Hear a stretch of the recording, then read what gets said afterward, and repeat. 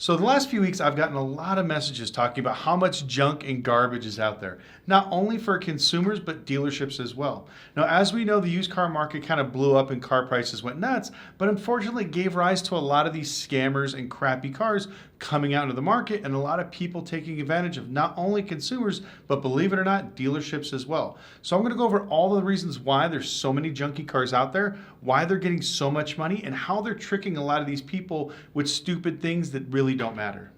So before I get into the content, if you could do me a huge favor and gently squeeze the like button. It helps the algorithm find more amazing people like yourselves that enjoy automotive content. Also, please consider subscribing. We do post 2 times a week, so make sure you click the notification bell. And once again, follow us on Instagram at Lucky Lopez, and let's get into the video. So a lot of people are asking, why is there so many junk cars out in the market today? And unfortunately, I have one answer: supply and demand, and simply more than that, money. At the end of the day, if they can make money by selling whatever crap they can roll together and put on Craigslist or Facebook, they're going to do that. So right now, we're actually going to close the laptop. We're going to actually talk about the consumer end on how people are getting screwed with this particular thing.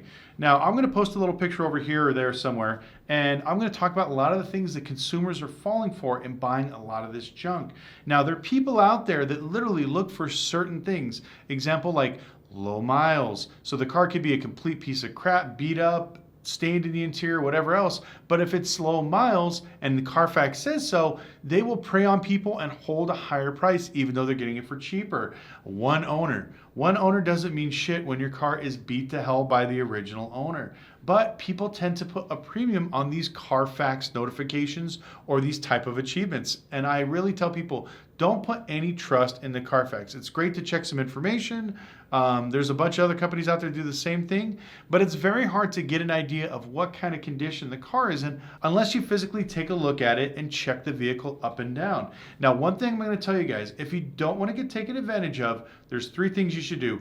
1, anytime you buy a car, I don't even care if it's a $2,000 bucket, spend $75 to $100, take it to a mechanic and have them go through it. Tell them what's bad now, what's probably going to be bad later, and just general maintenance questions. Now, not all $2,000 cars are going to be perfect, but they can tell you that, hey, you have a pending maybe transmission slipping code, your O2 sensors are reading fine, but your cat is off, so you may need to replace the cat, or there's some sort of vacuum leak, something that's going to be major that's going to cost you a lot of money. But it's definitely worth what's called a pre-sale inspection. I have no idea why more people don't do these things. I don't mind looking at cars because I'm a mechanic, but when people take their hard-earned money, and let's say it's your last $3,000, $4,000, why would you not invest $100 and know that your car is decent? Now, I remember one of my friends, she spent $400 or $500 taking different cars to shops, and they were all pieces of junk. And she was upset about spending the $400. But I told her that's much better than spending $5,000 just to drive a car down the road, and let's say the transmission goes out, or it has a really bad maybe rear main seal leak, or the turbo's leaking, something bad that costs you thousands of dollars, or just makes the car completely incapacitated and just dead on the side of the road. So definitely make sure you do these things. Also, when you do your paperwork for your titles, I'm going to tell you right now, I know Carfax isn't the greatest, but you can look on Carfax and double check the VIN number and the title number, because this is something that I'm seeing a lot of. It's fake titles, it's reprinted titles. So I'll put a screenshot up here.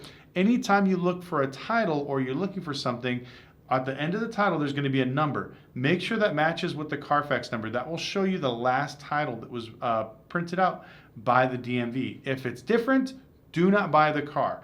As of right now, like I said, unfortunately with this market, it's bringing out a lot of scammers and a lot of people trying to rip off regular people. So just as long as you do a lot of pre-sale inspections, always physically look at the car and never pay a premium for a one-owner car or a low-mileage car. Book every car and look at every car like it's going to have problems and issue. Base it off of the year, because I see these people, oh, I got a 2005 Toyota Avalon with 90,000 miles. I know you can buy one with 130 for $4,000, but I want $12,000 for mine. Don't overpay for something like that just because you think that maybe having those Carfax notifications make it somewhat better. Keep it simple, look at the cars, always pay a mechanic to check on it. And then also, when you're buying from private party, you have an upper advantage. You can drive the car, you can test it, you can see where the customer lives at. If the customer is dirty as slob, they got shit all over their front yard, I probably recommend that they did not service that car and not to buy that particular vehicle. But just kind of look at different little things and that'll give you more of an inclination. Now, on the dealer end, It's completely opposite. And the pandemic is what ruined all these dealers. So now that I got my laptop open, you may be asking yourself, well, why did the pandemic screw over all the dealers and change the way they buy cars? Well, during the pandemic, everybody was buying cars online. Now, this was a good thing and a bad thing. It was great because it made it much easier for somebody just to look at a few cars online, purchase some stuff, and not have to put themselves out there if they had some sort of health conditions. That's one good thing. Downfall is you can't see shit. They had 780p cameras, like old school web cameras, filming maybe 20 feet away on a vehicle in black and white.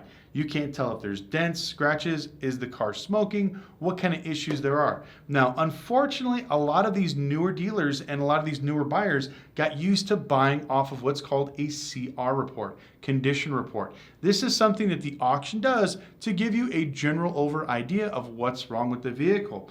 Now, traditionally, these used to be very accurate. Bad motor, bad transmission, car smoking, won't shift, won't go into third gear, multiple dents and scratches.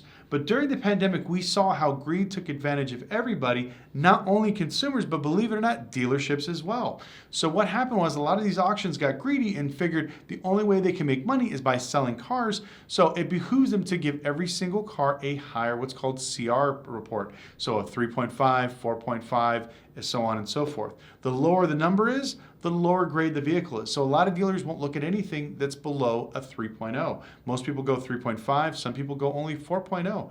But that's kind of the range that most dealers are looking at because that lets them know that they're buying maybe a better quality car with less reconditioning fees. But the problem is there's so many cars out there that, that claim to be what's called a 4.5 or a 3.5 that are just absolute garbage. Now, I'm going to show a few ones here on the screen here in a minute, but I'm going to tell you a little bit about why it's so important for dealers to physically go there.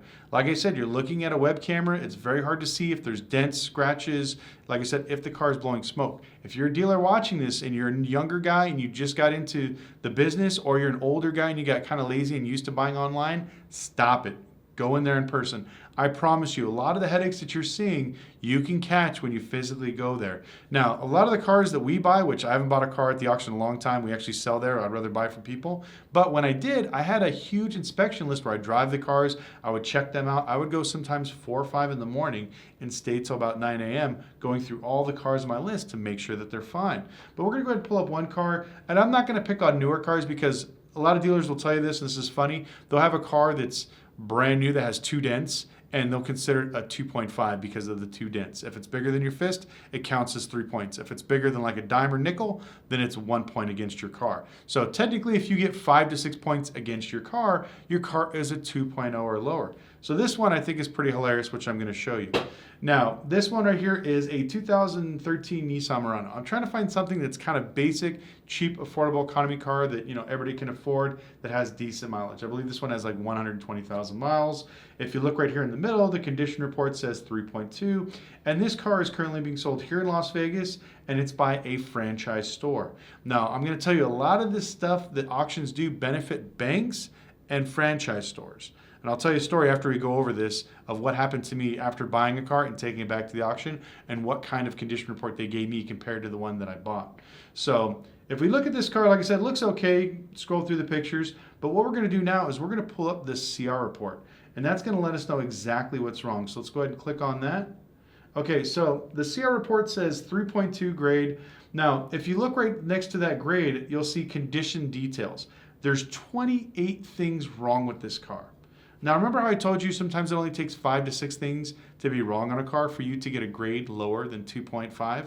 Now, that's what's been told to me for over a decade. Every time I bring a car in, if there's a little scratch, a little chip on the window, maybe I curb the wheel, each one of those things counts as 1 point against it. So if I get 5 to 6 points, I'm only going to get a 2.5 condition report all the way down to a 0.1 condition report. I've actually had one of those too.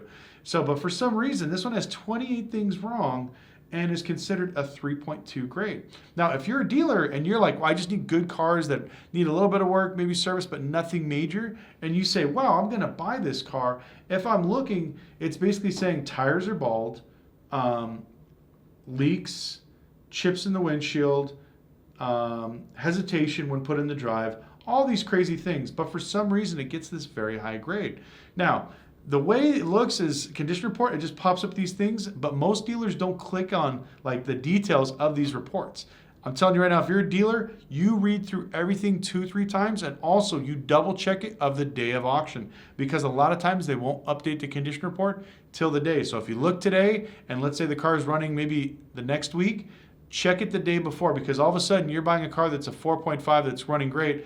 All of a sudden it now has a bad transmission and it has, let's say, slipping and a few different codes on there, and it's a bad car. A lot of people put up what's called proxy bids, and they do this shit and they realize that they screw themselves by not double checking. So always double check these cars right before. So this is just one generic scenario. Like I said, this is what franchise and dealer and banks get away with. Now the next car we're going to pick out is a, let's see, it is a Volvo. So nothing crazy, just a decent car. 2013 Volvo S60 T5. It's only got 115,000 miles. Now this one, I've never seen an old car, especially in all my years. I brought it in 2020s that wouldn't even get a 4.1. They're always like a 2.5 or maybe a 2.9 or 3.0 if my cars are super, super extremely clean. But for some reason, this 2013 Volvo is a 4.1 condition report. Now, we can go ahead, let's double check and see why that is. And of course, this one's offered by a franchise dealer. So 4.1 condition report. This one has 10 items that are wrong with it. So you can scroll through it and you can check it. There's a bunch of things. I think it says leaks, smokes when you start up, rough idle, and bad tires and other things. So for some reason, this car has multiple issues, but it's still rated as a 4.1. Now, why is this rated at a 4.1 so high? Well, one, it helps the dealer get more money. If we go back, I'll go back to this other slide, and you'll see that MMR, which is wholesale at auction, is $3,800. Now, if we were to take this down to a 2.5 CR report, that price drops from $3,800 to $1,970. Such a big difference from just dropping it 2 grade points. So you see why it behooves auctions and also dealers and franchise stores and banks to get these really high grades so they get top dollar for their cars. Because you got to remember, most dealers are dumb. If they see MMR 38, what are they going to do? Oh, I bid 38. They won't lower it down. They won't take the time to look at the cars. They just read what's on the screen and, like mindless zombies, hold up their hand until it hits 38.75, and that's what they want to bid at. So, like I said, it's not only consumers being screwed, it's also dealers. Now, dealers, I can't blame you. This is your business. You should be smart enough to know how to look at these things and find out if there's something wrong with the car. Why are you paying MMR for a piece of shit? And then also, wonder why you always bring back your own cars and have a different CR report. So I remember going to the auction and purchasing a Jeep Wrangler for one of my friends at auction. Now, when I bought it, the condition report was a 4.5. This car was an older car. It was like a 2018, but it only had 8,000 miles. The thing was pristine. So we bought it, brought it back. My friend looked at the car and ended up finding a better deal out of a repo yard in Santa Monica. So he decided to go ahead and take a trek down there. He was going to lose a few $1,000 because usually when we take a car to the auction, we'll lose $1,000, maybe a couple $100. But this was within 7 days of me buying it, I took it back. So I took it back to the auction with the same miles. I towed it both ways. Just as clean. We actually detailed it one more time to make sure that it was pristine. We got it there, but me as an independent dealer, not as a bank or franchise store, my car, the condition report came back at 2.3. So on a 4.5 car, say last week, that one came back there. And so when I went to my Manheim rep and I told him, why is this? Why are you guys screwing me? This was a 4.5 a week ago. Now you're hitting me this. And that's when they gave me the same bullshit answer. Well, every little scratch and every little dent and every little scuff on the seats is 1 point off. I'm like, that's fine. Then why did you guys give this one a 4.5 7 days ago? And I literally screamed and yelled and basically called them full of shit. And finally, after telling them that I was going to roast them on social media, they like magically turned it up to a 3.5. So we sold it for what we got it for, which is great. We got out of it. But this is some of the crap that dealers have to put up with and how dealers are getting screwed. Now, ultimately, what's going to happen is a lot of those dealers that bought those crappy cars are now stuck with these cars. And what are they going to do? They're going to try to sell them to consumers. So not only do dealers get screwed, now they're trying to pass the screwing on to basically the consumer. So even once again, if you're buying a car from a dealer, it is okay to ask for a pre-sale inspection. You could take it to a franchise store, you could take it to an independent store, but just remember, you always will have to pay. And trust me, it's worth the $100 to look at a car to find out if it's a piece of junk or not. So this is why I believe that there's so many junk cars currently out in the market. And unfortunately, all these shady people are literally Mickey Mousing cars, putting them together and rolling them through. You can see them at Copart. They buy cars that are wrecked with clean titles, with one owners. They slap that stuff on there, send it back out there through Facebook, Craigslist, OfferUp, whatever else, hoping that you're stupid enough to buy it because you're going to run a silly Carfax. Well, online, the car says one owner, no accidents, and things great. But then when you get the car, it's a complete piece of crap. It's been Mickey Moused. They pulled the frame rails out by strapping a come along to a tree and pulling out the frame. They got wood screws through the sheet metal. I mean, all kinds of stuff. This is all that I'm seeing. And people keep crying there's nothing but junk out there. Protect yourself. Do the due diligence, look at these cars, and protect yourself. Hopefully with this video, you guys learned a little bit. If you've ran into anything like this yourself, please let me know in the comment section below. If you have any dealers out there that are selling these types of cars, also let me know in the comment section below. I think it's pretty hilarious. And also, be very careful when it comes to Facebook Marketplace, Craigslist, and OfferUp. There are a lot of these guys out there basically just scamming people. So be very, very careful. But anyways, I want to thank you guys so much for watching, and we'll see you next time.